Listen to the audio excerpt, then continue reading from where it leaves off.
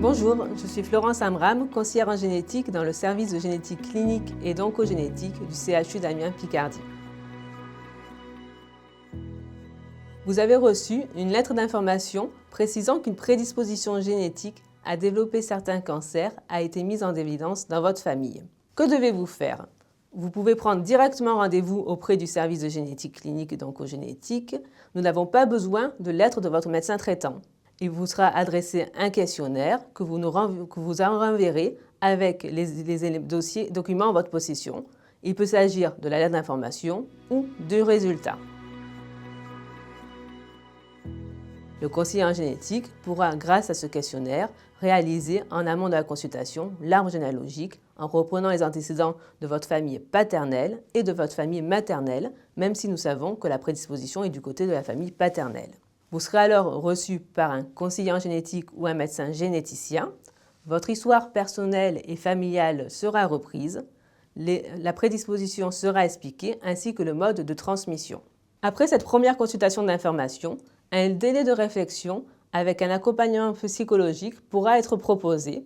Cet accompagnement permettra de vous projeter par rapport aux deux résultats et de revoir avec vous les impacts pour vous-même et pour votre famille. Vous pouvez arrêter la démarche à tout moment. Si vous souhaitez la poursuivre, nous vous reverrons et nous aurons besoin de votre accord écrit. C'est ce que nous appelons votre consentement éclairé. L'analyse se fait à partir de deux prélèvements indépendants.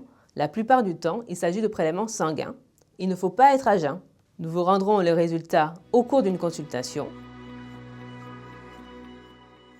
Donc, deux situations sont possibles.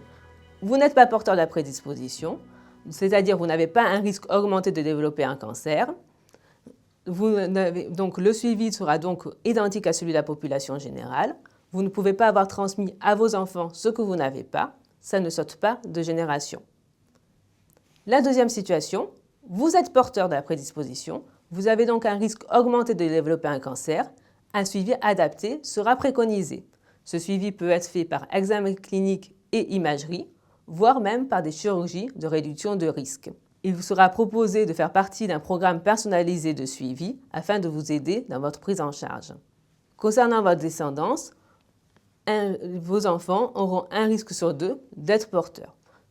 Donc, il faut savoir que dans la majorité des prédispositions génétiques, la surveillance doit débuter à l'âge adulte.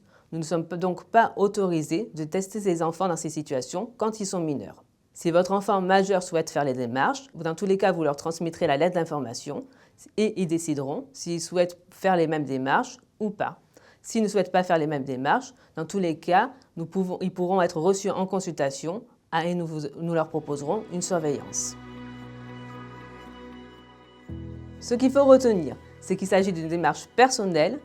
Une prédisposition, c'est une augmentation du risque et n'est pas synonyme de cancer. Et il y aura un suivi adapté.